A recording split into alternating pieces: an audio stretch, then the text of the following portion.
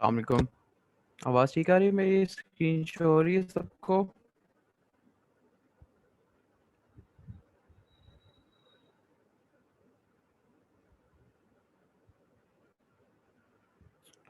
Okay.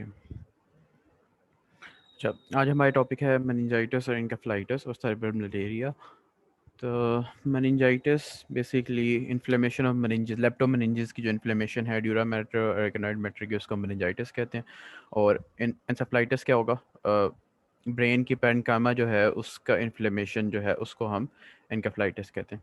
अब ये दोनों ओवरलैपिंग भी हो सकते हैं। जो मेनिंजाइटिस है, जब ऑब्वियसली ब्रेन की कवरिंग है जो मेनिंजेस से हुई हुई है, तो अगर मेनिंजेस की इन्फ्लेमेशन होगी तो वो ultimately inflammation of brain matter भी करवा सकती है, एन्केफेलाइटिस भी करवा सकती है। ठीक है। और इसी तरह जो है वो वाइस वर्सा जो है एन्केफेलाइटिस जो है वो भी मेनिंजाइटिस करवा सकता है। तो ये मेनिंजो एन्केफेलाइटिस ये इकट्ठे भी प्रेजेंट कर सकते हैं, अलग अलग भी प्रेजेंट कर सकते हैं, और एक दूसरे की एज अ कॉम्प्लिकेशन प्रेजेंट कर सकते हैं ये। ठीक है। अच्छा, एक बात ये होगी। दूसरा, अब हम मेनिंजाइटिस को जब डिटेल से हम देखेंगे तो उसमें हमारे पास मेनली 3 टाइप्स के मेनिंजाइटिस होते हैं बेस्ड ऑन इटियोलॉजिकल एजेंट। जो वायरसेस करवाते हैं उसको हम कहते हैं एसेप्टिक मेनिंजाइटिस। एसेप्टिक मींस कि एसेप्टिक सेप कोई भी उसके अंदर जो है वो आपको ऑर्गेनिज्म नहीं मिलेगा। किस चीज़ में ऑर्गेनिज्म नहीं मिलेगा? सीएसएफ के अंदर कोई ऑर्गेनिज्म नहीं मिलेगा। ठीक है। तो एसेप्टिक मेनिंजाइटिस, अगर ऑर्गेनिज्म आपको नहीं मिल रहा तो इट मींस कि वो वायरस की वजह से हो रहा है। ठीक है। कोई भी बैक्टीरिया नहीं मिल रहा आपको तो वायरस की वजह से हो रहा है, तो इसलिए हम वायरल मेनिंजाइटिस को एसेप्टिक मेनिंजाइटिस कहते हैं। दूसरा उसमें जो मेजर कैटेगरी है वो है एक्यूट पायोजेनिक मेनिंजाइटिस।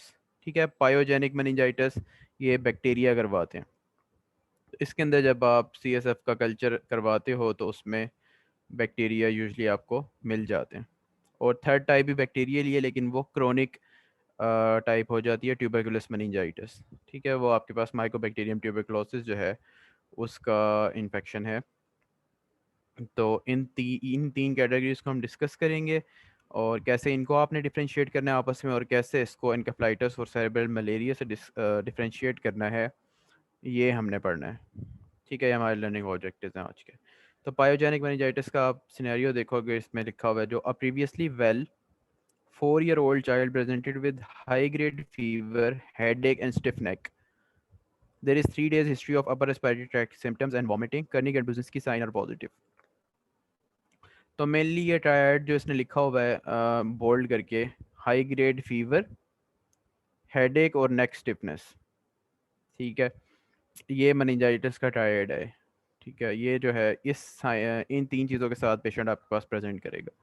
और आपने फिर उसके अंदर कौन से साइंस एलिसिट करवाने हैं, वो ये 2 साइंस जो लिखे हुए हैं, कर्निग्स एंड ब्रुजिन्स्की साइन, ये आपने एलिसिट करवा के देखने कि ये पॉजिटिव हैं या नहीं।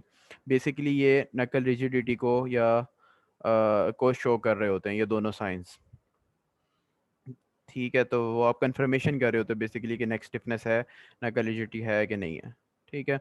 अच्छा, आगे अब इसने क्या लिखा है? Bacterial meningitis is an important serious infection in childhood. Meningitis की डेफिनेशन लिख दी है उसने। लेप्टोमेन बेसिकली आपने बस इतनी याद रखना है, इन्फ्लेमेशन ऑफ लेप्टोमेनिंजेस। लेप्टोमेनिंजेस कौन सी होती हैं? ड्यूराइन एराकिनॉइड होती हैं, और उनका बेसिकली ये इन्फेक्शन और इन्फ्लेमेशन होता है। मेनिंजो एन्केफेलाइटिस जब कॉर्टेक्स ऑफ ब्रेन को या ब्रेन मैटर को या पेरेन्काइमा ऑफ ब्रेन को इन्वॉल्व कर रहा हो तो एन्केफेलाइटिस हम कह देते हैं। दोनों को कर रहा हो तो मेनिंजो एन्केफेलाइटिस कह देते हैं। Incidence not important, aetiology important इस तरह है कि आपने जिस तरह लिखी हुई है ये इसी तरह याद करनी है, और एमसीक्यूज में इसी तरह आती है। जो बोल्ड करके लिखा हुआ होगा वो मोस्ट कॉमन होगा। तो अगर आपका एमसीक्यू आता है कि न्यूनेटल एज ग्रुप में most common causative organism pyogenic meningitis कौन सा है, तो दैट विल बी इकोलाई। ठीक है। अगर ये बहुत ज़्यादा आता है मेनिंजाइटिस का, निमोनिया का बहुत इंपॉर्टेंट एमसीक्यू पॉइंट है ये। इसी तरह ओल्डर चिल्ड्रन में 2 मंथ्स के बाद जो है वो मोस्ट कॉमन हीमोफिलस इन्फ्लुएंजा है। ठीक है। जो वो आएगा, कुछ डिजीज़ में ये उलट भी हो जाता है। इकोलाई जो है वो ओल्डर चिल्ड्रन में आ जाता है और हीमोफिलस। तो ये आपको अच्छी तरह याद होगा, तब आप एमसीक्यू सॉल्व कर पाओगे कि मेनिंजाइटिस में किस तरह है कि इकोलाई इन न्यूनेटल पीरियड या 2 मंथ्स तक, और 2 मंथ्स के बाद जो है वो हीमोफिलस इन्फ्लुएंजा। बाकी याद करोगे तो अच्छी बात है। पूछे नहीं जाएंगे आपसे, वाइवा वगैरह में पूछे जाते हैं, ठीक है। तो ये टेबल आपने अच्छे तरीके से जो है मेमोराइज करना है। E coli, group B streptococcus, staphylococcus aureus and listeria monocytogenes are important in before 2 months of age and after 2 months of age, hemophilus influenza type B और स्ट्रेप्टोकोकस निमोनिया, ये इंपॉर्टेंट है। बस इटियोलॉजी में ये याद करना है आपने, और कुछ भी नहीं याद करना, ठीक है। और ये यंगर चिल्ड्रन में नाइजीरिया मेनिंजाइटिस, ये याद करना है, बिकॉज जब सेक्सुअली एक्टिव हो जाता है तो ये ऑर्गेनिज्म जो है वो ज़्यादा करता है, ठीक है। पैथोजेनेसिस बिल्कुल भी इंपॉर्टेंट नहीं है आपके लिए, ये आपने नहीं करनी।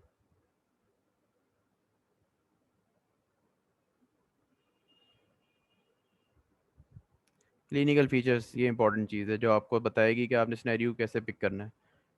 कोई भी यंग चिल्ड्रन पायरेक्सिया के साथ हाई ग्रेड फीवर के साथ प्रेजेंट कर रहा हो, तो आपने दो चीज़ें उसमें लाजमी सोचनी है। अगर तो आपको कोई ऑब्वियस चीज़ नज़र आ रही है उसके अंदर, फिर तो ठीक है। अगर आपको ऑब्वियस कोई चीज़ नहीं मिल रही, तो आपने दो चीज़ें सोचनी है। एक, सबसे पहले सेप्टिक आर्थराइटिस, और दूसरे नंबर पे जो है वो मेनिंजाइटिस। ये दोनों आपने सोचनी है। यानी आपने फोकाया ऑफ इन्फेक्शन देखना है कि कहीं ना कहीं उसकी बॉडी के अंदर मसला तो है जिसकी वजह से फीवर हो रहा है, ठीक है। ये उसकी अप्रोच होती है। खैर, टेम्परेचर हाई ग्रेड होगा, इतना याद रखना है आपने, वैल्यू याद रखने की ज़रूरत नहीं है। न्यूनेट्स के अंदर कैसे प्रेजेंट करता है, मैंने पहले भी शायद बात की थी कि न्यूनेट्स में ओल्डर चिल्ड्रन में डिफरेंस होता है प्रेजेंटेशन का। जो साइंस ऑफ मेनिंजल इरिटेशन है, टिपिकल ब्रूजिंस्की और कर्निक साइन और नेक स्टिफनेस, ये न्यूनेटल पीरियड में प्रेजेंट नहीं होते। न्यूनेटल पीरियड में कौन से प्रेजेंट होते हैं? जो इंट्राक्रेनियल प्रेशर के इंक्रीज को शो कर रहे होते हैं, वो वाले हो सकते हैं। अच्छा, पहले तो कोई रिस्क फैक्टर्स होंगे प्रीवियस हिस्ट्री में, कि उसकी प्रॉम थी, pre mature prolong rupture of membranes था। ये आप गाइनी में पढ़ोगे, इट मींस के अर्लियर रप्चर ऑफ मेम्ब्रेन हो गया, उससे लेबर स्टार्ट होने से पहले जो है ना वो हो गया, ठीक है। लेबर स्टार्ट होने से पहले जो एमनियन है वो रप्चर हो गया, वो वाला है ये, ठीक है। अच्छा, प्री मेच्योर इन्फेंट्स के अंदर ज़्यादा कॉमन होता है। स्पाइना बाइफिडा वालों के अंदर, डर्मल साइनस के अंदर इंपॉर्टेंट होता है। स्पाइना बाइफिडा और डर्मल साइनस क्या है? ये ओपनिंग्स बनी हुई होती हैं। स्पाइना बाइफिडा तो आपको पता है कि वो न्यूरल ट्यूब डिफेक्ट होता है, जो रेयर नीचे वाला एंड होता है न्यूरल ट्यूब का, वो क्लोज नहीं हो पाता, ठीक है। तो वो हो जाता है स्पाइना बाइफिडा। इसकी भी टाइप्स हैं, ये इंपॉर्टेंट है आपकी ऑस्पी के लिहाज से, ये हम पढ़ेंगे बाद में। और डर्मल साइनस में भी इस तरह ओपन होता है। और न्यूनेटल इनिशियल साइंस टल और नॉन स्पेसिफिक, ये इंपॉर्टेंट चीज़ है। अगर न्यूनेट के बच्चे का आया ना आपके पास, 1-2 महीने का बच्चा है, 1 महीने तक, 28 डेज तक न्यूनेट होता है, तो उसमें आपने ब्रुजिन्स्की और वो वाले ढूंढने की कोशिश नहीं करनी, उसके बगैर भी उसको मेनिंजाइटिस हो सकता है। अच्छा, फीवर होगा, ठीक है, ये बात होगी हमारे पास। साइन क्या होंगे उसके अंदर? डज नॉट लुक वेल, बीमार बीमार सा लग रहा होगा बच्चों को से ना। एक फीलिंग आपको आती है देख के, अगर चिड़चिड़ापन सा आ जाता है उनके अंदर, फीड नहीं ले रहे होते वो, और देख के ही पता लग रहा होता है, फ्रेश सी वाइब्स नहीं आ रही होती उससे। तो मदर भी आपको बता देगी वैसे, अगर आप को प्रैक्टिस नहीं है इतनी, तो मदर को पता लग जाता है, और किसी को पता लगे ना लगे, तो वो आपको अच्छी तरह डिटेल में बता देगी। फीड्स पुअरली, हो सकता है कि उसका टेम्परेचर ड्रॉप हो रहा हो, वॉमिटिंग कर रहा हो, इरिटेबिलिटी हो, लिथार्जी हो, कन्वल्जन्स हो, ये चीज़ें हो सकती हैं। Bulging of anterior fontanelle show करता है। ये जो वॉमिटिंग और फोटोफोबिया और बल्जिंग ऑफ एंटीरियर फॉन्टेनल, ये बेसिकली, और हाई पिच कराई, ये बेसिकली साइंस होते हैं इंक्रीज इंट्राक्रेनियल प्रेशर के। वो अभी हम आगे जाके देखते हैं कि कैसे इंक्रीज हो जाता है। तो ये सारे सिम्टम्स जो है वो मेनिंजाइटिस दे रहा होता है न्यूनेट्स के अंदर। ओल्ड चिल्ड्रन की तरफ वही, ऑलमोस्ट वही साइंस होते हैं जो बड़ों के अंदर होते हैं, ठीक है। ये वाले भी होंगे, हाई ग्रेड फीवर जो अभी तक पढ़े हैं हमने, हेडेक होंगे, प्रोजेक्टाइल वॉमिटिंग होगी, कन्वल्जन सीजर्स होंगे, ठीक है। और बल्जिंग ऑफ फॉन्टेनल होगी, diastasis of sutures in infants. असल में वो पूरे क्लोज अभी नहीं हुए हुए थे सुचर्स, तो उसकी वजह से ओपन होना शुरू हो जाते हैं वो बहुत ज़्यादा। जब इंट्राक्रेनियल प्रेशर बढ़ता है ना, तो वो ओपन होना शुरू हो जाते हैं।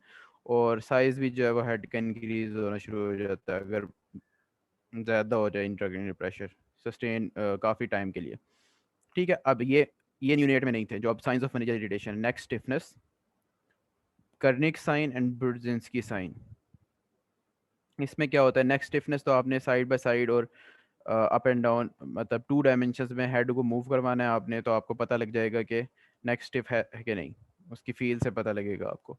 कर्निक साइन में आपने क्या करना है कि फ्लेक्शन ऑफ लेग करवानी है एट, अब ये करने वाली चीज़ है, तो बस इसमें आपको थ्योरी के लेवल पे यही पता होना चाहिए कि पॉजिटिव करने को पॉजिटिव प्रेजेंस की होता है, लेकिन जब आप वार्ड में जाओगे या वाइवा वगैरह है तो उसके लिहाज से आपको करवाया जा सकता है, आपके करनी करके दिखाओ, प्रेजेंस की करके दिखाओ।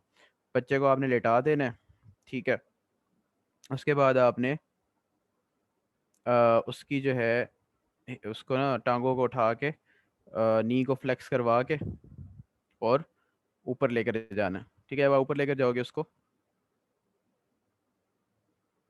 उसकी लेग को फिर एक्सटेंड करोगे तो पेन होगा उसको। और ब्रुजिंस्की में क्या होता है, पेन नहीं इसमें चेक कर रहे होते, इसमें ब्रुजिंस्की में जो है नेक को आप, सॉरी, नेक को जब हाँ फ्लेक्स करवाते हो ना, उसको फ्लेक्स करवाने का क्या मतलब है, आगे की तरफ, अगर बच्चा सीधा लिखा हुआ है तो उसके आगे की तरफ जब उठाएगा अपनी गर्दन को वो, तो साथ उसकी टांगे भी फ्लेक्स होंगी इनवॉलेंटरीली।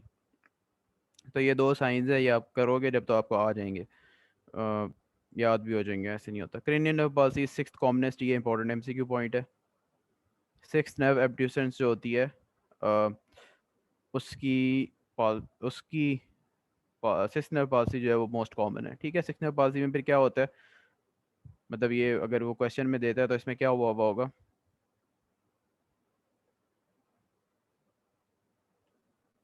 आइज उसकी जो है वो आप देखोगे, ठीक है। सिक्स नर्व एब्ड्यूसेंस नर्व है ना, तो वो मेरे ख्याल से इनवर्ड और डाउनवर्ड इस तरह गई भी होगी, मतलब स्क्विंट होगा उसको। हेमीप्लेजिया में भी प्रेजेंट।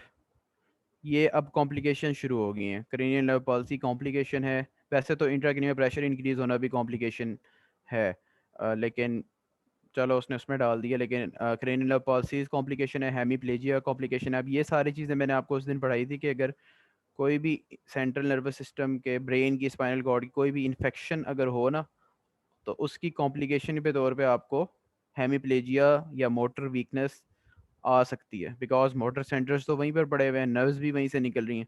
जब इन्फ्लेमेशन होगी, इन्फेक्शन होगी, तो वो मोटर सेंटर्स को इफेक्ट करेगी, या जो ट्रैक्ट्स गुजर रहे हैं, मोटर ट्रैक्ट्स, उनको कॉर्टिको स्पाइनल या कॉर्टिको बर्बर, उनको इफेक्ट करेगी, जिसकी वजह से मोटर वीकनेस आएगी। एटेक्सिया, लॉस ऑफ बैलेंस वगैरह जो होता है वो प्रेजेंट हो सकता है, ये भी सेम वही वजह है। सेमी कोमाटोज या कोमाटोज पेशेंट हो सकता है। अब आहिस्ता आहिस्ता जो है वो इसकी कंडीशन ख़राब होती जाएगी। अच्छा, अब ये एक स्पेसिफिक आ गया है कि आपने कब डायग्नोसिस में मेनिंजियोकोकल मेनिंजाइटिस लिखना है। अगर पेशेंट रैश के साथ प्रेजेंट कर रहा है और ये वाले उसको सारे सिम्टम्स हैं जो मेनिंजाइटिस में होते हैं, और साथ उसकी बॉडी पे कहीं ना कहीं रैश भी है, तो वो मेनिंजियोकोकल मेनिंजाइटिस की वजह से है, ठीक है। कोक्सीमिया जो होता है उसके अंदर इस जर्नलाइज्ड परप्यूरिक रैश होता है, ठीक है, ये याद रखना है आपने। ये एक सिनेरियो आपका उसमें पास पेपर में है भी सही, इसमें ये रैश है, तो उसमें अगर आप आयोजेनिक मेनिंजाइटिस लिख दोगे तो ठीक हो जाएगा आपका। अगर मेनिंजोकोकल मेनिंजाइटिस लिखोगे तो ज़्यादा आपका अच्छा इंप्रेशन पड़ेगा।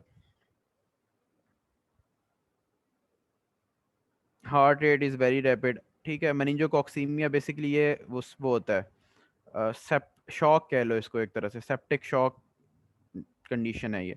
तो इसमें हार्ट रेट रैपिड होगा, जो शॉक की सारी चीज़ें होती हैं, रैपिड हार्ट रेट होगा, टैकीकार्डिया होगा, जो उसकी पल्स होगी वो कम होती जा रही होगी आहिस्ता आहिस्ता, ठीक है। ब्लड प्रेशर उसका कम होता जा रहा होगा। पल्स कम होने का मतलब नंबर, पल्स, हार्ट रेट कम होना नहीं, उसकी जो वॉल्यूम ऑफ पल्स है वो कम होती रहेगी, बीपी कम होता रहेगा, ठीक है। काइन स्ट्रोक ब्रीदिंग आ जाएगी, काइन स्ट्रोक ब्रीदिंग। तो ये सारे साइंस जो होते हैं मेनिंजोकॉक्सीमिया के अंदर हैं। और वाटर हाउस फ्रेडरिक्सन सिंड्रोम हो जाएगा उसको, ये भी मेनिंजोकॉक्सीमिया से रिलेटेड है। क्या होता है इसके अंदर,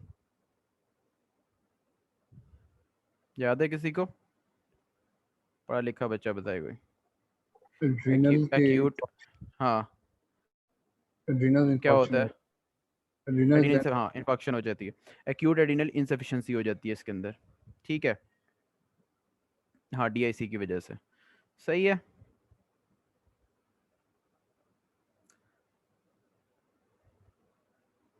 एक्यूट एडिनल इंसफिशिएंसी नहीं होती वाटर हॉट सिंड्रोम में? Okay let me check, DIC होता है बच्चे कह रहे हैं, डीआईसी तो होता है, लेकिन ये जो सिंड्रोम है इसके अंदर स्पेसिफिक मेरे ख्याल से एक्यूट एडिनल इंसफिशिएंसी होती थी। चलो देख लूँगा मैं इसको। ओटाइटिस मीडिया, मास्टरडाइटिस, ये अब यहाँ पे ख़त्म हो गया है मेनिंजोकॉक्सीमियल, मेनिंजो क्या कहते हैं उसको, नज़ेरिया मेनिंजाइटिस वाला ख़त्म हो गया, ठीक है। अब वन बाय वन ये डिस्कस करेंगे। सेप्टोकोकल और निमोकोकल में क्या होगा, प्री एग्जिस्टिंग कोई उसका ये क्या होता है, मिडल ईयर का या मास्टॉइड का इन्फेक्शन होगा, ऑब्वियसली कहीं से तो वो आएगा ना। मिडल ईयर से भी कनेक्शन हो सकता है मेनिंजिस के साथ, और मास्टॉइड से भी अंदर हो सकता है, इसलिए स्टेफ्लोकोकल कहाँ से आएगा, अब स्किन पे होते हैं या तो कोई ना कोई आप इसको रूट दोगे, कोई आप इंट्यूबेशन करोगे, या कोई वो हो जाएगा, फ्रैक्चर हो जाएगा, या कोई सर्जरी करोगे, तो ये वाली सारी चीज़ों के अंदर ये इंट्रोड्यूस होगा। उसके बाद no specific signs for H influenza, ठीक है। एच इन्फ्लुएंजा के कोई स्पेसिफिक साइन नहीं होते, एज बता दी उसने 6 मंथ्स to 2 years में कॉमन होता है, ये हमने पीछे भी पढ़ा है कि उसने 2 months to 2 years में मोस्ट कॉमन लिखा हुआ है हीमोफिलस इन्फ्लुएंजा, तो अगर यहाँ पे उसने 6 months और ज़्यादा उसको नैरो डाउन कर दिया।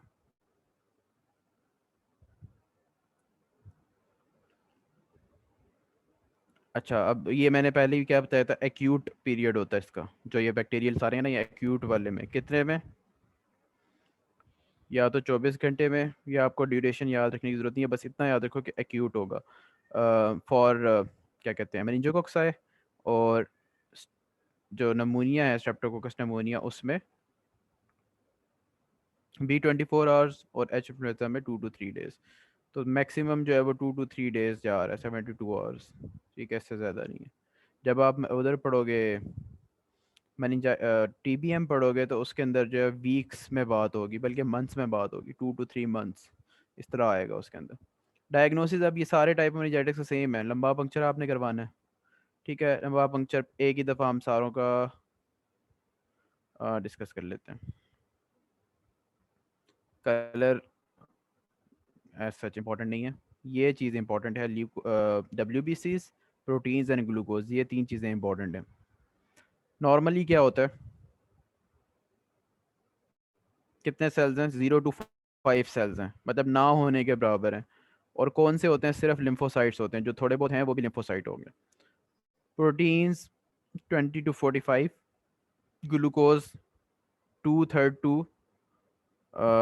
मेरे ख्याल से हाफ टू 2/3 ऑफ वो होता है सीरम ग्लूकोज, ठीक है। सीरम ग्लूकोज की कंसंट्रेशन की पे डिपेंड कर रहा होता है CSF का, ये इस तरह होता है। अब एक्यूट बैक्टीरियल मेनिंजाइटिस में क्या होगा, न्यूट्रोफिल्स बढ़ जाएंगे। न्यूट्रोफिल्स पहले तो थे ही नहीं, एक तो न्यूट्रोफिल आ जाएंगे और वो टोटल काउंट भी इंक्रीज हो जाएगा, ठीक है, ये बात आपने याद रखनी है। प्रोटीन्स इंक्रीज हो जाएंगी और ग्लूकोज डिक्रीज हो जाएगा, ठीक है। वैल्यू याद रखो ना रखो, इंक्रीज डिक्रीज याद रखो। वैल्यू मैंने तो अभी तक नहीं देखी कि आई भी हो, ज़रूरत हो आपको उसको याद रखने की, लेकिन कर लो तो अच्छा है, कभी भी MCQs वगैरह में क्या पता ना भी दी हुई हो उन्होंने। तो एक्यूट बैक्टीरियल मेनिंजाइटिस में क्या हुआ हमारे पास, ये पायोजेनिक मेनिंजाइटिस में न्यूट्रोफिल्स बढ़ गए, प्रोटीन्स बढ़ गई, सॉरी प्रोटीन, हाँ प्रोटीन्स बढ़ गई, और ग्लूकोज कम हो गया। ट्यूबरकुलस मेनिंजाइटिस में सेम होगा, लेकिन जो WBCs बढ़ेंगे वो कौन सी टाइप के होंगे,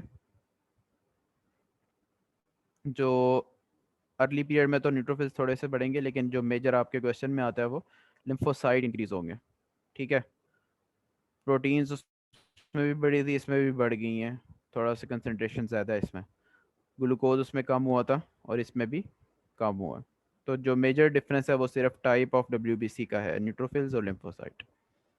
बाकी क्लिनिकल बेसिस पे और भी डिफरेंस होंगे, वो देखेंगे हम। वायरल एनकेफेलाइटिस में क्या होता है, ये भी क्लियर है, लिम्फोसाइट्स भी ऐसा जिसके अंदर नहीं बढ़ते, और अगर बढ़ते भी हैं तो इस लेवल तक नहीं बढ़ते, इसमें क्या है 100 to 1000 बढ़ गए हैं, इसमें भी 100 तक बढ़ गए हैं, इसमें थोड़े से बढ़ते हैं, ठीक है। प्रोटीन्स थोड़ी सी बढ़ी हैं इसके अंदर, कोई बहुत ज़्यादा इंक्रीज नहीं हुआ प्रोटीन्स का इसका, और ग्लूकोज जो है वो नॉर्मल है, ठीक है। तो एज सच वायरल इनकेफ्लाइटिस में CSF में कोई ऐसी इंपॉर्टेंट फाइंडिंग नहीं मिलती आपको वायरल इनकेफ्लाइटिस में।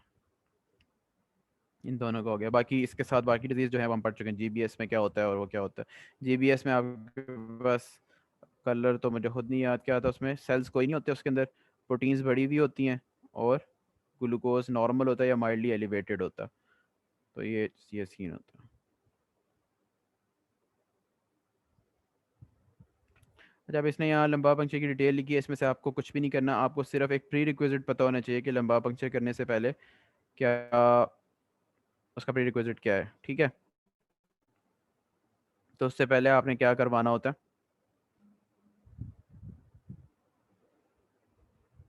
क्या कॉन्ट्राइंडिकेशन है लंबा पंक्चर की। Intracranial pressure. Increase intracranial pressure ना हो तो उसको आप कैसे चेक कर सकते हो, ऑप्टिक डिस्क से, ठीक है। वो जो है जब इंट्राक्रेनियल प्रेशर इंक्रीज होता है तो पेपिलर एडीमा वो होता है, तो वो आप देख लोगे, ठीक है। बाकी इसमें इसने डिटेल से लिखा हुआ है कि बच्चों में क्या होता है, न्यूनेट में क्या होता है वगैरह वगैरह, वो आपको करने की ज़रूरत नहीं है, आपने ये टेबल करना है सिर्फ, वो भी वैल्यूज़ के बगैर, क्या बढ़ रहा है क्या कम हो रहा है ये कर लो, और नॉर्मल वैल्यूज़ याद रख लो बस। ग्राम स्ट्रेनिंग CSF की मैंने आपको बताया था कि आपको उसके ऊपर ऑर्गेनिज्म मिल जाएगा। अब ये तो आपको पता है मेनिंजोकोकाई डायप्लोकोकाई होते हैं नेगेटिव, ग्राम नेगेटिव, ये ग्राम पॉजिटिव डायप्लोकोकाई होते हैं, एच इन्फ्लुएंजा ग्राम मेनिंजोकोकाई होते हैं, और ये भी बेसिलाई होते हैं ग्राम नेगेटिव। तो ये बस इनके नाम पता होने चाहिए, और पता होना चाहिए कि ग्राम स्ट्रेनिंग कर सकते हो और वो पॉजिटिव आएगी। ये कॉन्ट्राइंडिकेशंस लिखी हुई हैं, सबसे इंपॉर्टेंट ये है इंक्रीज इंट्राक्रैनियल प्रेशर, ठीक है। दूसरी है फोकल न्यूरोलॉजिकल डेफिसिट्स, अगर इंक्रीज इंट्राक्रैनियल प्रेशर नहीं भी है ना और फोकल न्यूरोलॉजिकल डेफिसिट है, फोकल न्यूरोलॉजिकल डेफिसिट्स क्या होता है, किसी एक एरिया की वीकनेस है, ठीक है। न्यूरोलॉजिकल डेफिसिट हेमीप्लेजिया है, पैराप्लेजिया है, किसी एक लिम्ब की वीकनेस है, ठीक है, कोई एक मसल ग्रुप की वीकनेस, ये सारे फोकल न्यूरोलॉजिकल डेफिसिट में आ जाएंगे। तो इस तरह का कुछ भी है तो इट मीन्स के कोई मसला है, आप लंबा पंक्चर अभी ना करो, पहले आप उसका CT करोगे, फिर CT करके आप देखोगे कि फोकल न्यूरोलॉजिकल डेफिसिट क्यों आ रहा है, CT की इंडिकेशन है फोकल न्यूरोलॉजिकल डेफिसिट। खैर वो छोड़ो। सिवियर कार्डियोपल्मोनरी कॉम्प्रोमाइज़, ठीक है, अगर उसको कोई भी हार्ट या लंग से रिलेटेड कोई एमरजेंसी है, रिस्पायरेटरी फेलियर है इसका, या कार्डियक फेलियर है, या इस तरह का कोई कॉम्प्रोमाइज़ चल रहा है, ये शॉक में है पेशेंट, तो लंबा पंक्चर आप नहीं करोगे। बाकी लोकल कॉजेज आ जाएंगे, infection over the sign of LP, bleeding या क्लॉटिंग डिसऑर्डर, ये दोनों तकरीबन हर जो भी पिन प्रिक करनी है ना आपने जिस भी प्रोसीजर में, ये दोनों वहाँ पे आएंगे, चाहे वो किसी किस्म की बायोप्सी है, चाहे आपने एनेस्थीसिया के लिए कर रहे हो स्पाइनल नीडल या दूसरी एपिड्यूरल नीडल, कहीं पे भी ये दोनों, ये आप लिख सकते हो हर जगह, infection over the overlying skin और क्लॉटिंग डिसऑर्डर, कोएगुलोपैथीज। अच्छा, ग्राम स्टेनिंग आ गई, कल्चर आ गया, कल्चर एंड स्टेनिंग इकट्ठे एक ही बात भी लिख सकते हो आप, ठीक है। उसके अलावा आप PCR कर सकते हो उसके ऊपर। कल्चर आपको पता है कि एक इतना सेंसिटिव नहीं है, हो सकता है कि एंटीबायोटिक्स देने के बाद उसकी शील्ड ख़त्म हो जाए, कल्चर पॉजिटिव ना आए, या PCR पॉजिटिव आएगा लाजमी, ठीक हो गया। और वैसे आप कल्चर एंटीबायोटिक स्टार्ट करवाने से पहले करवाते हो, डिफरेंट डिजीज़ में ना एंटीबायोटिक स्टार्ट करवाने से पहले ही सैंपल ले लेते हो, फिर एंटीबायोटिक स्टार्ट करवाते हो, ख़ास तौर पे सेप्सिस के पेशेंट में। ब्लड काउंट्स आप करवा लोगे, कोई ख़ास इतना फ़र्क नहीं होगा, लेकिन अगर कोई इन्फेक्शन हुआ हुआ है साथ उसको, यानी जिस तरह हमने पढ़ा था कि ओटाइटिस मीडिया है, मस्टाइडाइटिस है, या और कोई कहीं और से फोकस है इन्फेक्शन का, तो उससे रिलेटेड CBC में चेंजेस हो सकती हैं, ल्यूकोसाइटोसिस हो सकता है, न्यूट्रोफिलिया या कुछ इस तरह। ब्लड कल्चर वही बात है, तभी पॉजिटिव आएगा जब ब्लड के थ्रू मेनिंजाइटिस हुआ है, ठीक है। अगर ब्लड के थ्रू ऑर्गेनिज्म गया था मेनिंजोकॉक्सी, जिस तरह वो है नाइजीरिया मेनिंजाइटिस है, वो पॉजिटिव आ जाएगा। नमूनिया पॉजिटिव आ जाएगा, ठीक है। इनके नेम याद करने हैं आपने, x-ray chest, rule of pneumonia, एनटीबी, सीटी स्कैन, हाँ ये आ गया इंपॉर्टेंट। सीटी स्कैन हर पेशेंट का मेनिंजाइटिस का नहीं करवाना आपने, सिर्फ किस में करवाना है आपने, बहुत ही न्यू बॉर्न हो, ठीक है, मतलब अभी अभी पैदा हुआ है और उसमें साइंस ऑफ ये आ रहे हैं मेनिंजाइटिस, कोमा में या सेमी कोमाटोस कंडीशन में है वो, सीजर्स जो हैं वो कंट्रोल नहीं हो रहे, अनकंट्रोलेबल सीजर्स हैं। हमने कॉम्प्लिकेशन पढ़ी है ना मेनिंजाइटिस की कि सीजर स्टार्ट हो जाते हैं, कन्वल्जन्स, तो वो है ये। इरिटेबल चाइल्ड है और ठीक ठीक नहीं हो रही उसकी इरिटेबिलिटी। फोकल न्यूरोलॉजिकल फाइंडिंग्स हैं, ये हम डिस्कस कर चुके हैं क्या होती हैं। एबनॉर्मल सीएसएफ फाइंडिंग्स, आपने ट्रीटमेंट स्टार्ट करवा दिया लेकिन सीएसएफ फाइंडिंग्स जो है वो ठीक नहीं हो रही, तो इट मीन्स कि कोई मसला है, ट्रीटमेंट फुली इफ़ेक्टिव नहीं है। रिलैप्स या रिकरेंस, तो एक दफ़ा आपने ट्रीट कर दिया उसको, सिम्टम्स इंप्रूव हो रहे थे, दोबारा होना शुरू हो गए, तो वो रिलैप्स है।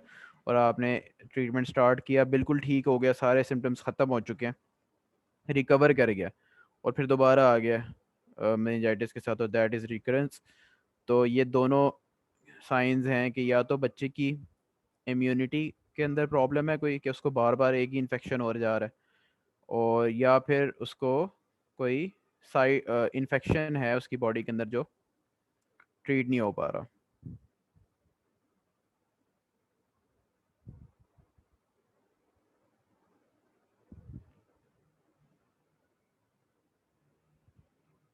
अच्छा, ये किसी ने वाटर आउट फ्रेडरिक्सन सिंड्रोम की डिटेल्स भेज दी हैं चैट में। हम्म, ठीक है, तो मैं भी तो यही कह रहा था कि एड्रिनल ग्लैंड्स के अंदर ब्लीडिंग होती है जिसकी वजह से उनका फेलियर, हाँ सही है। रैपिड डायग्नोस्टिक टेस्ट करने की कोई ज़रूरत नहीं है, कोई नहीं पूछेगा आपसे, ये ना होते हैं यहाँ। CIE, LPA नाम भी नहीं सुना होगा, एलाइजा सुना हुआ होगा, ठीक है, ये बैक्टीरिया एंटीजन CSF को करता है।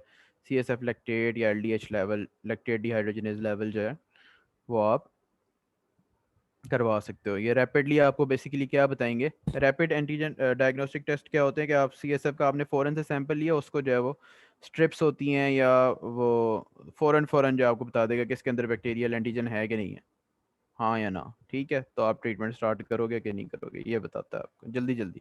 जिस तरह आप कोरोना के आपने देखे होंगे कि ये रैपिड एंटीजन टेस्टिंग आ गई है उसकी, तो वो एक छोटी सी जिस तरह टेस्ट होते हैं ना, छोटी स्ट्रिप होती है, बस उसके अंदर आपने सैंपल डालना है और वो आपको लाइन उसमें आ जाएगी, पता लग जाएगा कि कोरोना है कि नहीं है। और डिफरेंशियल्स कौन से आएंगे, जो बाकी टाइप के पड़े थे वो आ जाएंगे और बाकी इन्फेक्शन आ जाएंगे। Tuberculous meningitis, aseptic meningitis, brain abscess, brain tumour, cerebral malaria, ठीक है। अब ये हम इकट्ठे यही सारी हमने डिजीज़, ये 3 4 इकट्ठी करनी थी क्योंकि सारी एक जैसी हैं। अक्सर इनकेफ्लाइटिस भी इसमें डिफरेंशियल्स में लिखा जाता है इसके, ठीक है। और थोड़ा थोड़ा डिफरेंशिएटिंग, बल्कि सारे जब पढ़ लेंगे ना फिर हम इसको डिफरेंशिएट करेंगे ताकि अच्छी तरह हो जाए। मैनेजमेंट सपोर्टिव सबकी सेम है, सारे टाइप्स ऑफ मेनिंजाइटिस की और इन्फेक्शियस डिजीज़ की तकरीबन ऐसी ही है।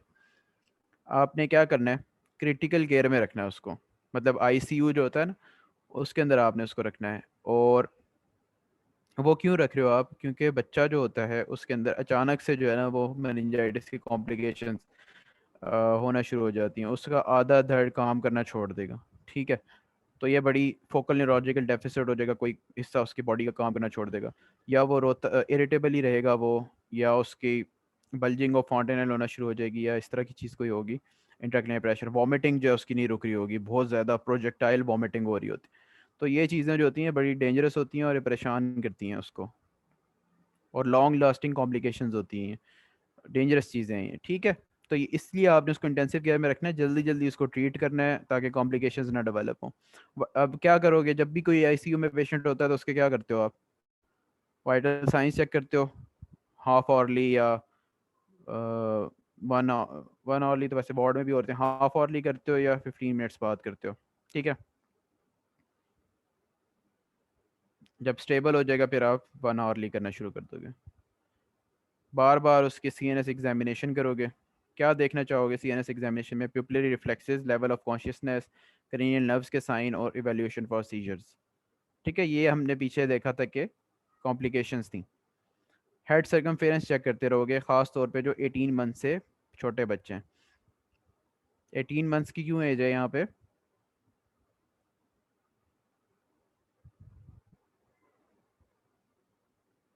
जो फॉन्टेनल हैं वो क्लोज होते हैं, ठीक है। पोस्टीरियर 12 मंथ्स पे होते हैं और एंटीरियर 18 मंथ्स पे होते हैं।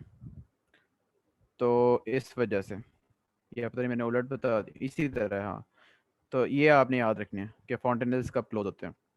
तो ये हेड सर जब फॉन्टेनल क्लोज हो गए, सुचर लाइंस क्लोज हो गई हैं, उसके बाद अगर इंट्राक्रैनियल प्रेशर बढ़ेगा तो हेड साइज इंक्रीज नहीं होगा। उससे पहले अगर बढ़ेगा तो हेड साइज इंक्रीज हो जाएगा और वो बच्चे का बड़े सर ही रहेगा। उसको हाइड्रोकेफलस में भी इसी तरह होता है, या अदर कॉजेज कोई भी हैं। तो strict intake output record is needed. Intake output record क्या होता है कि बच्चा पानी कितना पी रहा है, उसको ड्रिप्स कितनी लग रही हैं, और आउटपुट क्या होता है, यूरिन जो उसका कित यूरिन आउटपुट, यूरिन वॉल्यूम कितना है। ठीक है, तो ये रिकॉर्ड रखे होते हैं। बेसिक मकसद इसका ये होता है कि जो शॉक वाले पेशेंट्स होते हैं उनका यूरिन आउटपुट आहिस्ता आहिस्ता ख़त्म हो जाता है, कम होना शुरू हो जाता है। तो ये बेसिकली आप ये देख रहे होते हैं और दूसरा फ्लूइड ओवरलोड में ना जा रहा हो बच्चा, कि इनटेक तो ले रहा, आउटपुट निकल ही नहीं रहा, कहाँ जा रहा सारा, तो उसकी सारी बॉडी के अंदर अकोमोलेट ही हो रहा होता है, एक्स्ट्रा सेलुलर स्पेसेस में जा रहा होता है, एडीमा करवा रहा होता है, फ्यूजन और एसाइटीज, ये चीज़ें, थर्ड स्पेस फ्लूइड लॉस हो रहा होता है। Patient body weight, electrolytes, temperature control with antibiotics and sponging, feeding, fluid restrict कर देना है आपने उसका। CNS इस्कीमिया के लिए आपने सेरेब्रल परफ्यूजन प्रेशर चेक करते रहना है। और ये चीज़ है, केयर ऑफ कोमाटोज पेशेंट, अगर कोमाटोज है तो उसकी केयर ऑफ कोमाटोज पेशेंट है। सीजर्स हो जाते हैं, सीजर्स के लिए जो कॉमन डिजीज़ है वो IV डायज़ेपाम यूज़ होती है। और अल्टरनेटिव्स आपके पास जो फिनोबार्बिटोन है, फेनेटोन है, ये जो इमरजेंसी कंडीशन होगी उसके अंदर आप ये देते हो, बेंजोडाइज़ेपीन्स देते हो, रेज़िपाम, डायज़ेपाम, ये वाले।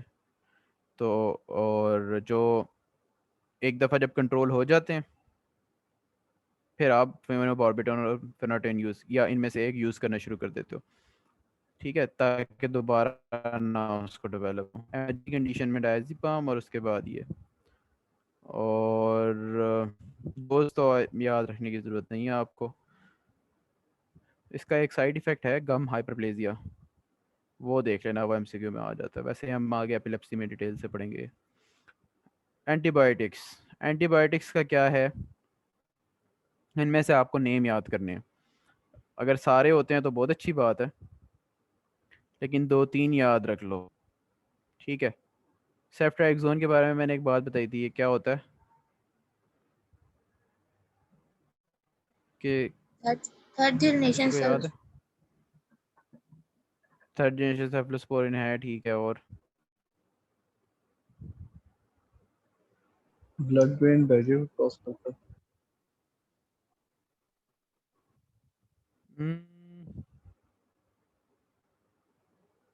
ये तो मुझे याद नहीं, सेफ्रोएक्साइम नहीं है वो तो, जो ब्लड ब्रेन बैरियर को क्रॉस करता है, वो सेकंड जनरेशन में सेफ्ट्राइक्सोन भी करता होगा वैसे। गम हाइपरप्लेजिया, फेनिटोइन का साइड इफेक्ट।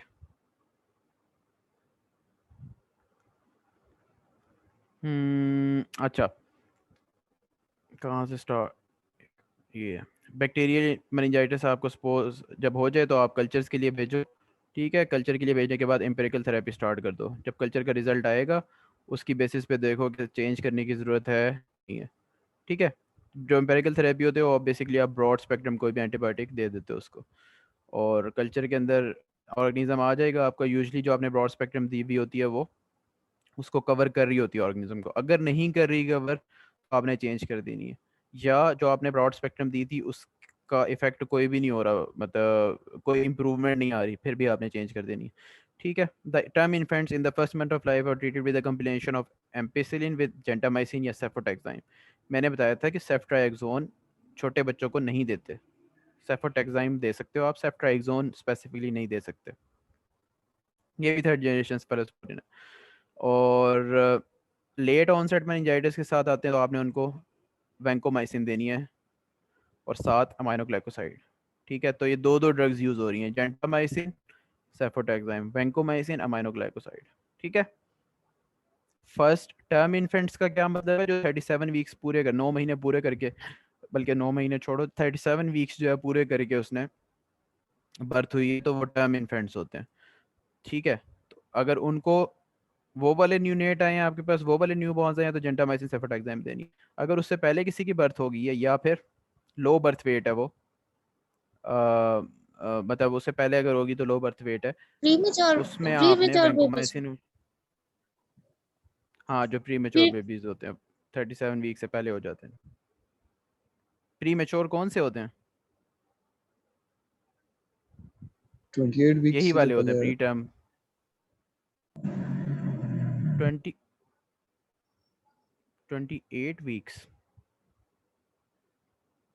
नहीं सॉरी, वो तो वायबल डेट है। 28 और 34 के वो दरमियान। 24 वाले की बात कर रहे हो कि 24 के बाद जो है वो इसमें आ जाता है प्री टर्म में, 24 से पहले अबॉर्शन होता है, मिसकैरेज। अच्छा चलो, उसके बाद for infants 1 to 2 months of the age ampicillin. अब ये पहले वाले कौन से थे? टर्म पे, लेकिन 1 महीने से पहले उस वक्त बर्थ के टाइम पे कर रहे हैं। अब 1 साल 1 महीने का बच्चा हो चुका है, उसके बाद अगर आता है तो आपने उसको देनी है एम्पिसिलिन और सेफोटैक्साइन। ठीक है, या एम्पिसिलिन और सेफ्ट्राक्सोन।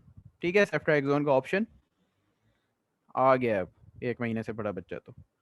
ये आपको याद रहेगा भी नहीं, लेकिन मैं वैसे ही पढ़ा रहा हूँ। या इस तरह ना स्पेसिफिकली आता भी नहीं है कि इस ऑर्गेनिज्म की बताओ इसको कौन सी एंटीबायोटिक देनी है। जनरल सा क्वेश्चन आता है, उसमें आप कोई भी 2 4 ये जिस तरह टेबल बना हुआ है ये वाली सारी एंटीबायोटिक्स आप लिख सकते हो, लेकिन एज ग्रुप के साथ लिख दो तो ज़्यादा बेटर रहेगा कि अगर टर्म इन्फेंट्स है तो ये दे दो, low birth weight pre term है तो ये दे दो, 1 to 2 months वाले हैं तो ये दे दो, एक एक याद रख लेनी है आपने। अच्छा, आप नीमोकोकस की अगर कोई रेजिस्टेंस स्ट्रेन है तो उसको आप क्या दोगे? वैंकोमाइसिन। ठीक है, ऊपर भी हमने स्टेफ्लोकोकाई के लिए वैंकोमाइसिन दी थी, और रेजिस्टेंस स्ट्रेन ऑफ स्टेप्टोकोकस नमूनिया के लिए भी हमने वैंकोमाइसिन दी है। ठीक है, और ऊपर भी विद अमाइनोग्लाइकोसाइड थी, यहाँ पे विद सेफलोस्पोरिन है, सेफोटैक्साइम या सेफ्ट्राक्सोन के साथ। बाकी मेरोपेनम है। ठीक है, अल्टरनेट आप दे सकते हो इसमें। और अच्छा, ये इंपॉर्टेंट है जो आपके एमसीक्यूज में आता है, minimum duration of therapy for 10 days किन किन के लिए? हीमोप्लस के लिए और निमोकोकस के लिए 10 days है, और नज़ेरिया मेनिंजाइटिस के लिए 7 days है। ठीक है, थेरेपी कब आपने प्रोलॉन्ग कर देनी है? जब मैंने बताया जो भी सिम्टम्स है ना उसके नॉर्मल वो ठीक ना हो रहे हो, सीएसएफ के अंदर पॉजिटिविटी आ रही हो कल्चर की, फीवर ना कम हो रहा हो, तो साइंस ऑफ इरिटेशन और रिजॉल्व ना हो रहे हो, या नोजोकोमियल इन्फेक्शन हो जाए। नोजोकोमियल इन्फेक्शन बेसिकली जो मेनिंजाइटिस की ट्रीटमेंट के लिए बच्चा आया था उसको मेनिंजाइटिस तो ठीक हो गया, उसको कुछ और ऑर्गेनिज्म, उसको वो वाला ऑर्गेनिज्म तो ठीक हो गया जिसके साथ वो आया था, हॉस्पिटल एक्वायर्ड उसको कोई ऑर्गेनिज्म जो है उसकी वजह से मेनिंजाइटिस या नमोनिया या कोई और इन्फेक्शन हो गया, तो उस केस में भी आप एंटीबायोटिक्स कंटिन्यू रखोगे जब तक वो वाला भी ठीक नहीं हो जाता। स्टीरॉइड्स का ये है कि इसको आपने या तो उसके एंटीबायोटिक्स से पहले आपने स्टार्ट करना है, या प्रेफरेबल यही है कि आप पहले स्टार्ट करो। ठीक है, फर्स्ट डोज के साथ या फिर दे दो आप उसको, उसके बाद देने का कोई ऐसा जिसका फ़ायदा नहीं है। ठीक है,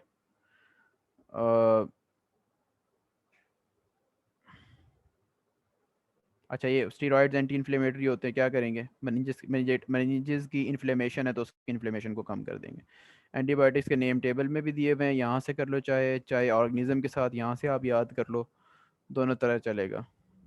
मैंने ट्राई बहुत की थी, मुझे याद नहीं हुए थे, तो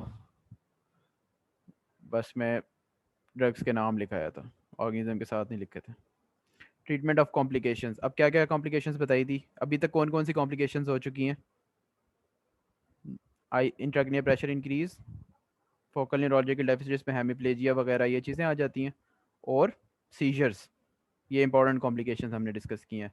तो इसका क्या ट्रीटमेंट होगा? रेज्ड आईसीपी का क्या ट्रीटमेंट होता है? हेड को एलिवेट कर देना आपने, हेड साइड बच्चे की जो बेड होगा हेड की तरफ उसको एलिवेट कर देना, अब स्टीरॉइड्स दे देने, मैनिटोल दे देना, या आप पढ़ोगे कि स्टीरॉइड्स तो अननोन मैकेनिज्म के थ्रू इन्फ्लेमेशन उसको इंट्राक्रेनियल प्रेशर को कम करते हैं।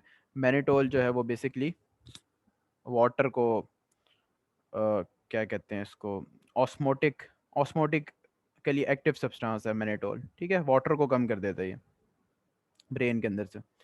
तो ये सीन होता है इसमें। सब ड्यूरल इफ्यूजन्स हो सकती हैं, SIADH हो सकता है, वाटर हाउस सिंड्रोम हो सकता है, ठीक है। और ये सारी चीज़ें हम डिस्कस कर चुके हैं। SIADH की डिटेल वैसे आपको ज़रूरत नहीं है। ADH का क्या फंक्शन होता है?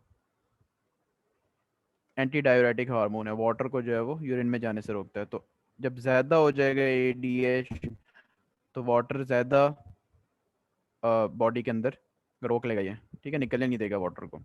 उसकी वजह से डाइल्यूशनल, बेसिकली डाइल्यूशनल तो नहीं होता, उसकी वजह से जो है वो हाइपोनेट्रीमिया हो जाता है, ठीक है, ये आपने याद रखना है।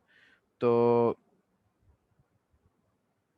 और यूरिन यूरिन में क्या होगा, यूरिन कंसनट्रेटेड आएगा बहुत, ठीक है। जो प्लाज्मा की कंसनट्रेशन है वो कम होती जाएगी क्योंकि वाटर ज़्यादा आ रहा है, और यूरिन की कंसनट्रेशन बढ़ती जाएगी।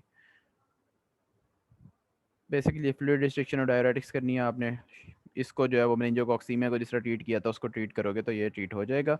बाकी साथ एडिनल इंसफिशिएंसी का जो ट्रीटमेंट होता है वो आपने करना है, ठीक है। स्टेरॉइड्स, डोपामीन, नॉर्मल सलाइन, ये चीज़ें यूज़ करनी है आपने।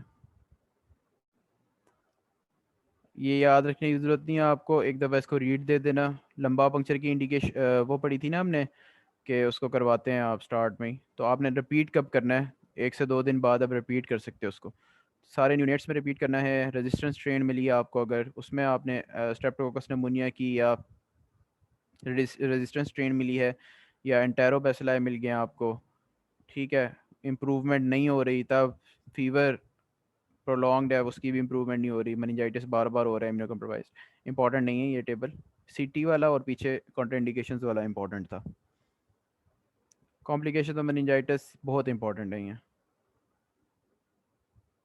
ये सारी याद रखनी है आपने, ठीक है। ICP increase, seizure, stroke, ataxia, SIADH, prolonged fever, ऐसे कॉम्प्लिकेशन तो नहीं है। चलो, रैपिडली इंक्रीजिंग हेड सर्कमफेरेंस, क्यों इंक्रीज हो रहा है? CSF प्रेशर इंक्रीज है और उसकी वजह से सर बढ़ता जा रहा है, फॉन्टाने क्लोज नहीं है।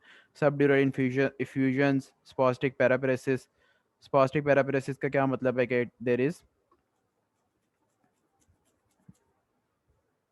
अपर मोटर न्यूरॉन लीजन हो गई है, ठीक है। वो कौन से लेवल पे हुई है? या तो वो ब्रेन के लेवल पे या स्पाइनल कॉर्ड के लेवल पे हुई है। ब्लाइंडनेस, ये बहुत इंपॉर्टेंट है। जो ऑप्टिक नर्व होती है उसकी इन्फ्लेमेशन होती है और एट्रोफी हो जाती है जिसकी वजह से ब्लाइंडनेस होती है। तो ये एक इंपॉर्टेंट कॉम्प्लिकेशन है। ये TBM की भी बहुत इंपॉर्टेंट कॉम्प्लिकेशन है, और ये मैंने खुद पेशेंट भी देखा हुआ है। उसको मेनिंजाइट बच्चा था 4-5 साल का, और मेनिंजाइटिस के साथ उसने प्रेजेंट किया और तीसरे चौथे दिन जो है वो उसकी आई साइड चली गई, ठीक है, और ये फिर ठीक भी नहीं हो रही थी। तो सेरेब्रल इन्फॉक्शन हो सकती है, ठीक है, ये हो जाएगा।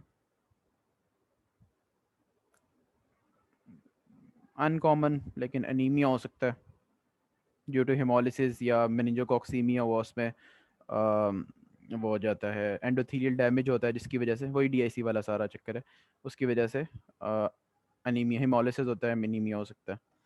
सेरिब्रल हर्निएशन हो सकती है।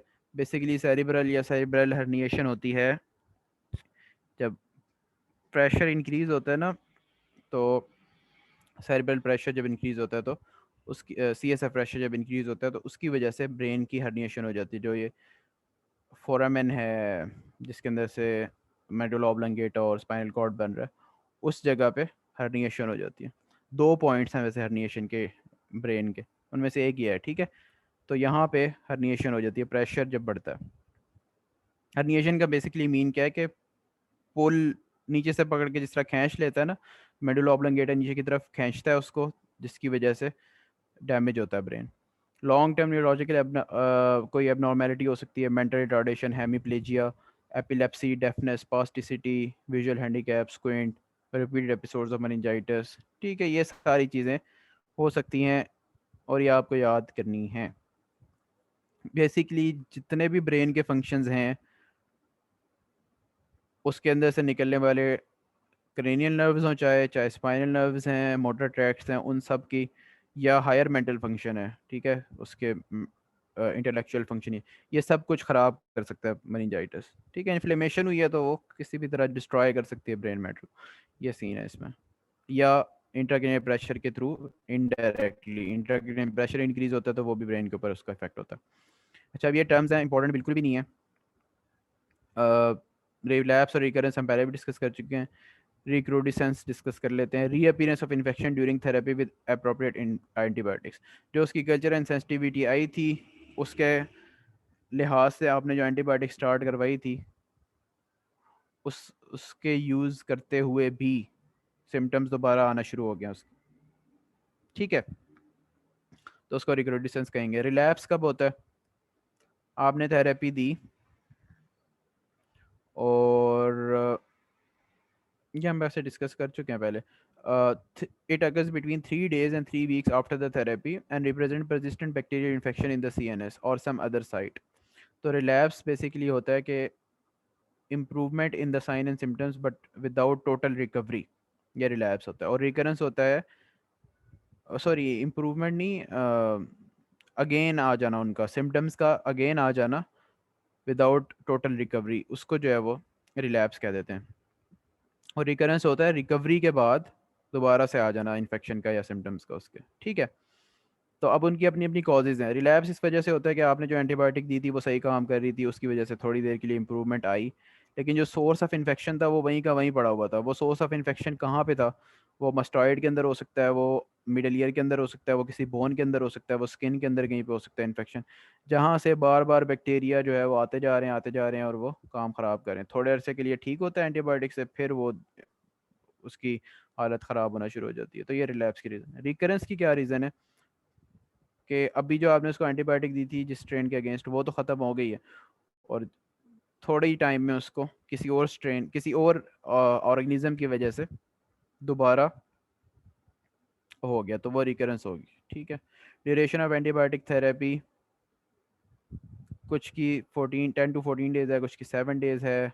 अगर जो है इम्प्रूवमेंट नहीं आ रही तो आप एंटीबायोटिक का ड्यूरेशन बढ़ा भी सकते हो, और साथ अगर उसको नोज़ोकोमियल इन्फेक्शन हो गया कोई तो आप उसको और भी बढ़ा सकते हो। ये हम पहले भी डिस्कस कर चुके हैं, यहाँ पे उसने और ज़्यादा डिटेल से लिख दिया है। एज सच इंपॉर्टेंट नहीं है, कभी कभार एमसीक्यू में ये आ जाता है, हीमोफिलस का और स्ट्रेप्टोकोकस का, इस तरह बस।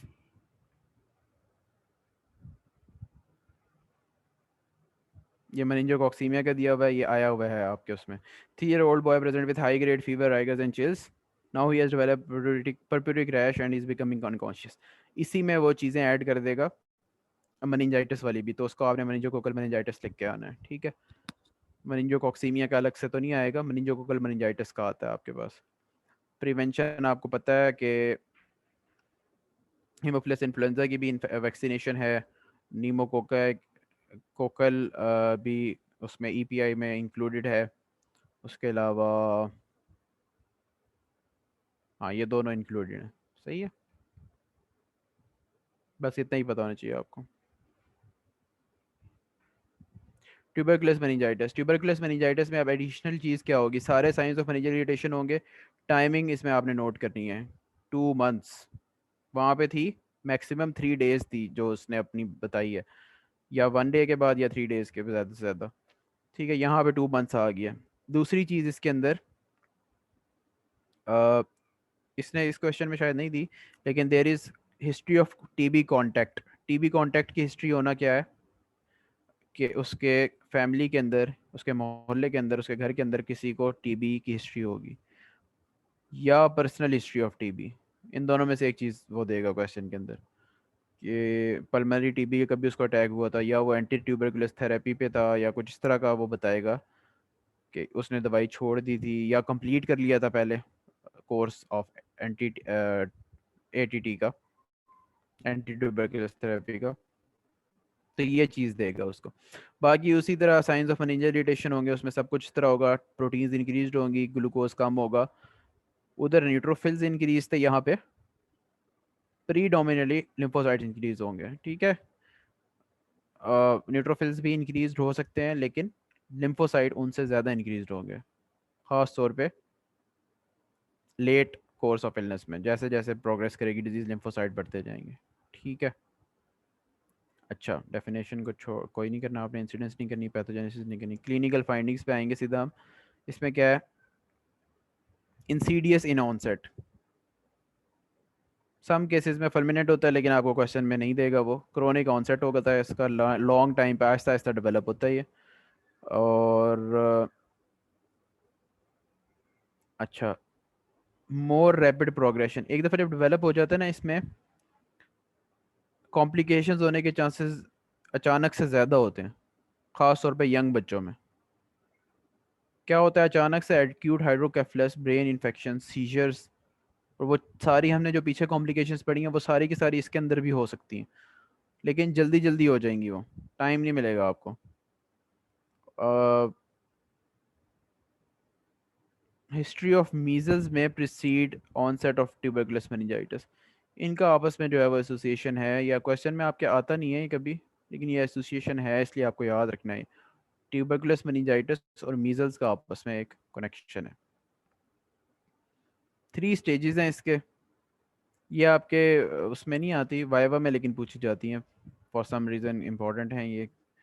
तो प्रोड्रोमल स्टेज, सेकंड स्टेज और थर्ड स्टेज।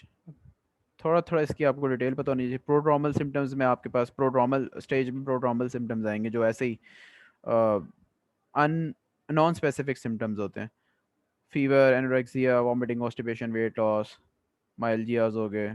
ठीक है, कोई भी ब्रेन से रिलेटेड एज सच नहीं आएगा, नो फोकल न्यूरोलॉजिकल डेफिसिट, और मेनिंजेस से रिलेटेड भी कोई चीज़ ऐसा सच नहीं आ रही।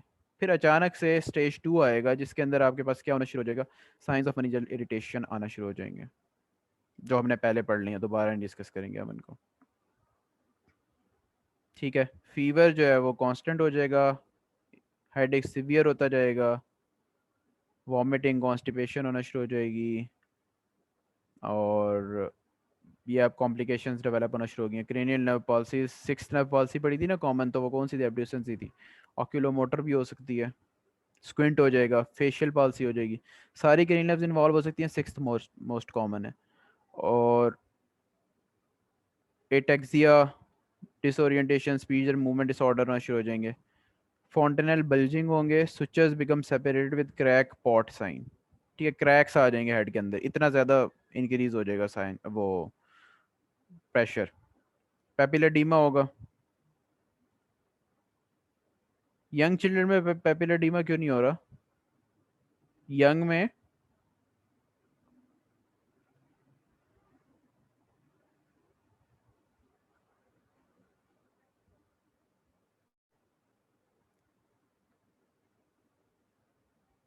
पेपिलोडीमा नहीं हो रहा। ठीक है, अच्छा, कोराई ट्यूबरकल्स में भी सीन,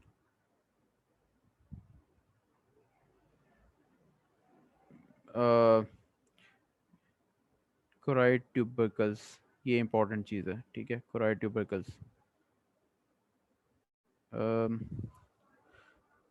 मुझे भूल गई, आइज़ में ना बनते हैं ये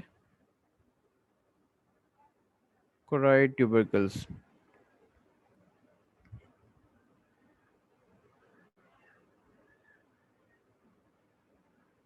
somehow related to eyes आई है, ये मैं आपको डिटेल बताता हूँ फिर। अच्छा, चाइल्ड इज सेमी कॉन्शियस, वही वाला सारा हो जाएगा, कोमा की तरफ जा सकता है और सारा। All the above clinical features are due to development of hydrocephalus and increase integrative pressure along with meningeal irritation. ये हम पहले डिस्कस कर चुके हैं कि ये इनकी पैथोफिजियोलॉजी क्या है, बेसिकली इंटेग्रेटिव प्रेशर इंक्रीज होने की वजह से हो रहा है ज़्यादातर सिम्टम्स इसमें से।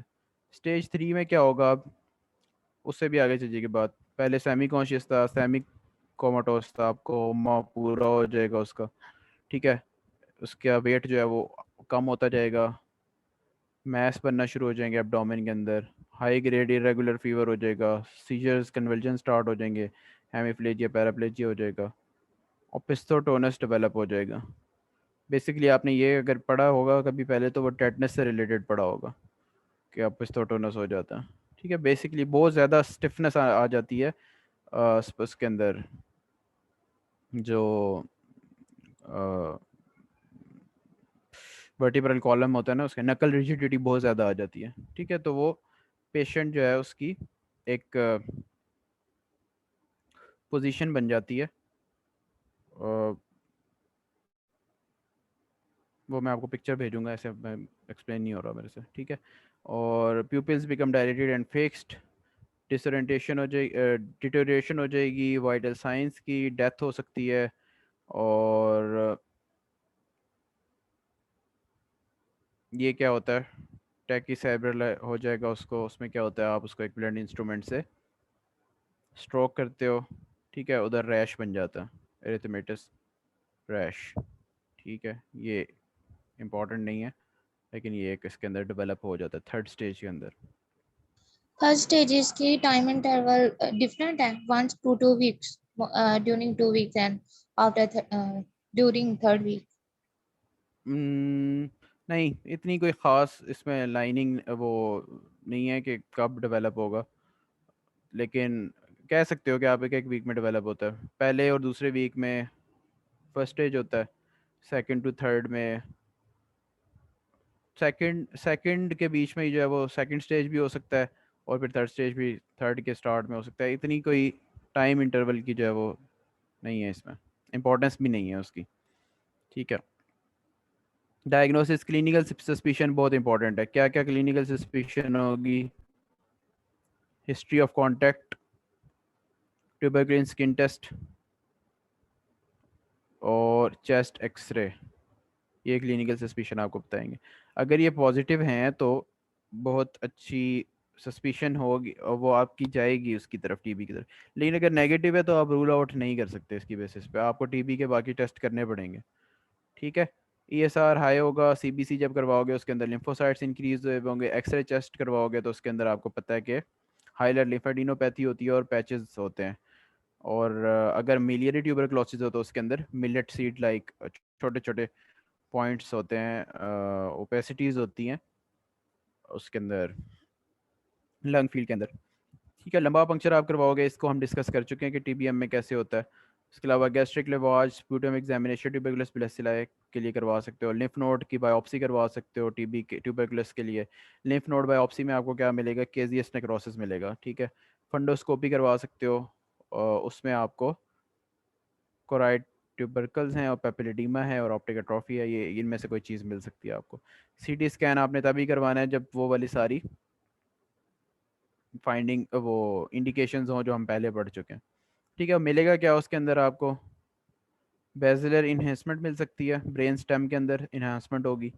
हाइड्रोकेफलस हो सकता है, हाइड्रोकेफलस जब होता है तो जो वेंट्रिकल्स का साइज है वो डायलेटेड होता है। तो ये क्वेश्चन में आपके दे सकता है, वो इसने भी शायद दिया हुआ था कि dilated left ventricle, dilated lateral ventricles थे। MRI shows mildly dilated ventricle, इसने एमआरआई पे बताया।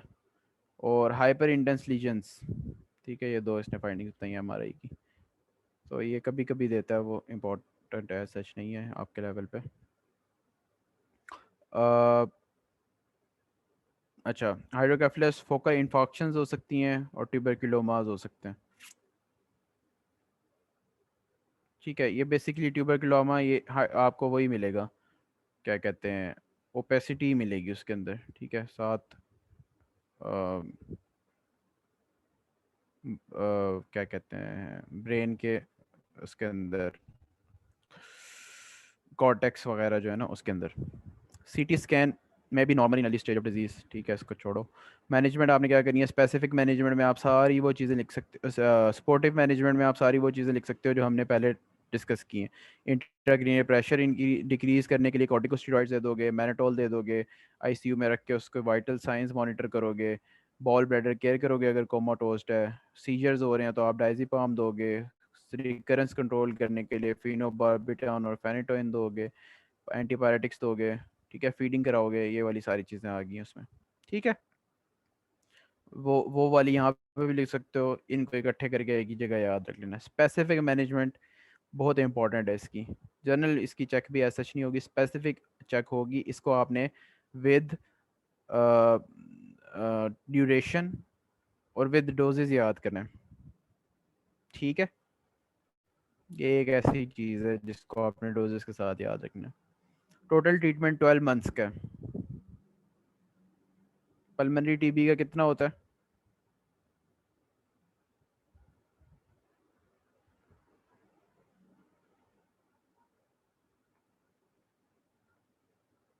सिक्स टू 9 मंथ्स होता है उसका, ठीक है। आइसोनियाजिड देनी है आपने, फर्स्ट चॉइस ड्रग है इसको।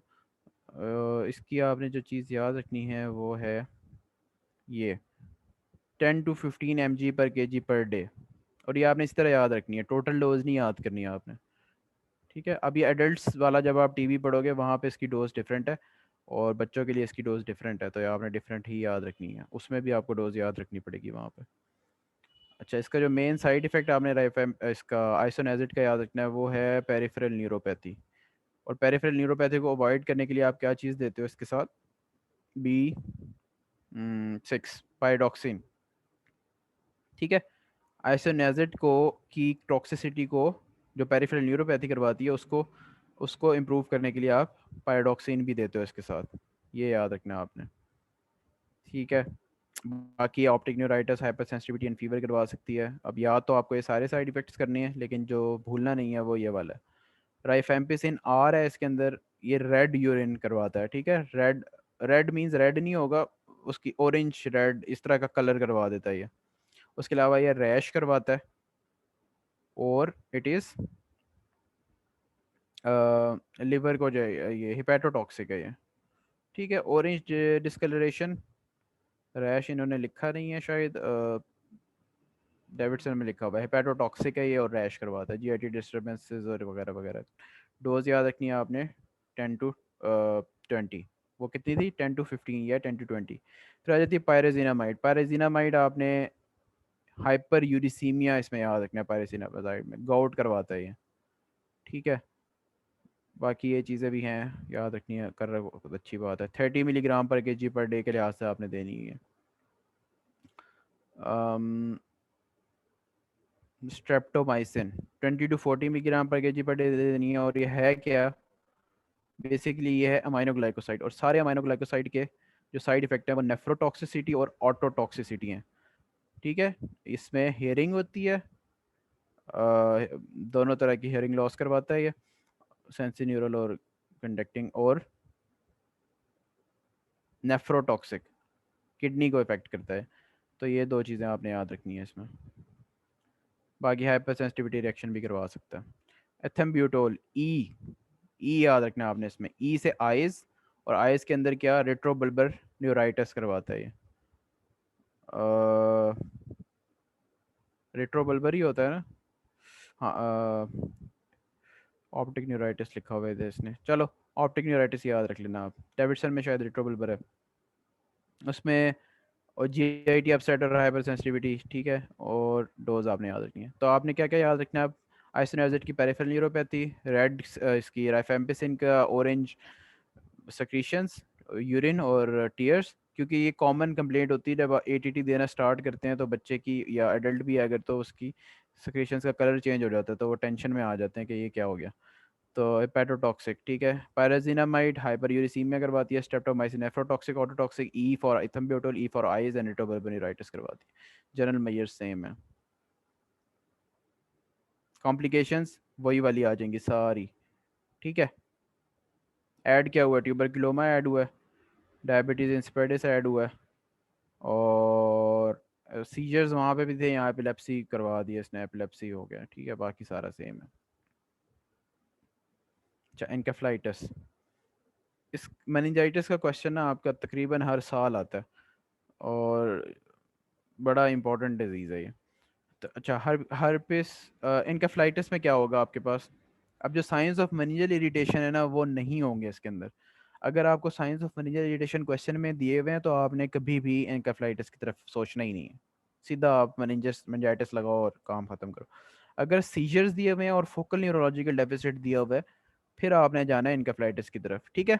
वीकनेस ऑफ लिम्स दी हुई है या कुछ इस तरह का दिया हुआ है, और साथ फीवर दिया हुआ है, और साथ फीवर, फिट्स और focal neurological deficit, FFF, fever, fits, focal neurological deficit, ये चीज़ें दी हुई हैं तो आपने इनकेफ्लाइटिस जाना है। मेनिंजाइटिस में हमने देखा है कि उसमें ये तीनों चीज़ें हो सकती हैं, फीवर भी, फिट्स भी और फोकल न्यूरोलॉजिकल डेफिसिट्स भी, लेकिन कैसे होती हैं, ऑनसेट के साथ नहीं होती। जब कॉम्प्लिकेशंस डेवलप होना शुरू होती हैं, आपने सही ट्रीटमेंट नहीं किया उसका या ट्रीटमेंट लेट हो गया, फिर आती हैं, Yes, स्टेज पे। लेट आती हैं, हाँ। तो ये चीज़ें होंगी इसमें। अच्छा, 6-year-old boy present with fever and lethargy, fits हो रहे हैं उसको, EJ complexes over temporal area and अच्छा हाँ, CSF की फाइंडिंग्स हम डिस्कस कर चुके हैं कि क्या होता है उसके अंदर। CSF WBC 55 है, बहुत ज़्यादा नहीं है ये, नॉर्मली 5 तक होते हैं। न्यूट्रोफिल 60% है, RBCs हैं, proteins normal as such increase नहीं हुई, ग्लूकोज भी नॉर्मल है, नो ऑर्गेनिजम्स आर सीन। ठीक है, तो मेजर फाइंडिंग जो इसमें सिर्फ है वो या तो RBC इंक्रीज हुए हुए हैं जो स्पेसिफिक टू हर्पिस है, ठीक है, स्पेसिफिक टू हर्पेटिक इनकेफ्लाइटिस है, और किसी में एज सच इंक्रीज नहीं होते, और बाकी सब कुछ नॉर्मल है। डेफिनेशन कर चुके हैं हम, कोई इस पे ख़ास बात नहीं है। एटोलॉजी में आपने देख लेना कि ये वायरल एटोलॉजी होती है इसकी, ज़्यादातर जितने भी वायरस बाकी डिजीज़ में होते हैं ये भी करवा सकते हैं, वो पोलियो भी ये करवा सकता है, हर्पिस भी ये करवा सकता है, रेबीज़ भी करवा सकता है, yellow fever, dengue fever, measles, rubella, मतलब जितने आपने वायरसेस किसी और डिजीज़ में पढ़े हैं ना, रैश करवाता है, चाहे कोई, चाहे पोलियो है और चाहे उसमें कॉक्सैकी वायरस कहाँ पड़ा है, पेरिकार्डाइटिस वगैरह में, तो वो सारे एनकेफ्लाइटिस भी कॉज करवा सकते हैं। तो ये है कॉमन जो चीज़ होती है वो हर्पिस, हर्पिटिक एनकेफ्लाइटिस होता है, हर्पिस वायरस जो करवाता है, ठीक है। तो ये एक इम्पॉर्टेंट है। थक तो नहीं गए, कंटिन्यू करें या